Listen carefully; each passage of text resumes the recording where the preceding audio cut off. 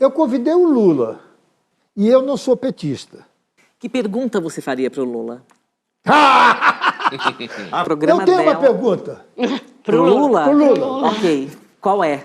O que o senhor me explica de um presidente da República, no dia que recebe o diploma de presidente, chora e diz que é o primeiro diploma que ele recebeu na vida? Um homem que não tem um curso ginasial, universitário, contábil, qualquer coisa, ser presidente da República. Por isso que o país está desse jeito. Duas questões ficaram muito marcadas nesse programa de ontem. A primeira foi os elogios do Carlos Alberto ao Bolsonaro. Não bastasse isso, num determinado momento, ele criticou o Lula, dizendo que o Lula não deveria ser presidente porque ele não tinha diploma universitário. E o Lula resolveu responder sem citar, sem falar sobre o Carlos Alberto de Nóbrega. Olha a resposta do Lula. Em 1918, a Argentina já tinha feito sua primeira reforma universitária e o Brasil não tinha sequer sua primeira universidade.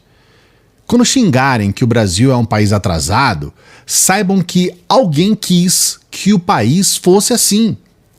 Quando eu e o Zé Alencar tomamos posse, nós não tínhamos diploma, mas tínhamos a consciência que nenhum país se desenvolve sem antes investir na educação. E foi isso que eles fizeram. E foi exatamente isso que o Lula fez. O Lula foi um dos presidentes que mais criou universidades no país. O Lula ele viabilizou para que as pessoas pudessem estudar. E aí vem o Carlos Alberto de Nóbrega elogiar o Bolsonaro, que foi um cara que destruiu a educação. E colocou lá ministros da educação que são os mais nojentos, os mais asquerosos da história do Brasil. Você imagina você ter um ministro da educação como esse Weintraub. O Weintraub, que era um sujeito que mal sabia escrever, que escrevia tudo errado. Um cara que chegou lá, a primeira coisa que ele fez foi falar mal das universidades, dizia que as universidades eram para plantar maconha, para vender droga. Destruiu todo o sistema de pesquisas que a gente tinha no país. O Lula é, antes de tudo, brilhante intelectualmente.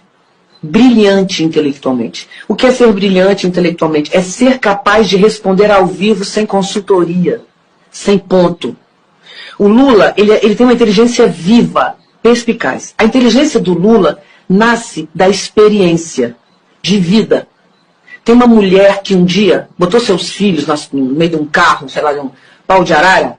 Essa mulher trouxe os seus... Isso é real. Ela trouxe os seus filhos para São Paulo. E um desses filhos se tornou um presidente, que não é apenas o presidente, mas segundo a ONU, dados da ONU, né, é o presidente que mais diminuiu a desigualdade em menos tempo no mundo. Então nós temos do Lula dados reais. O Lula tem uma história belíssima.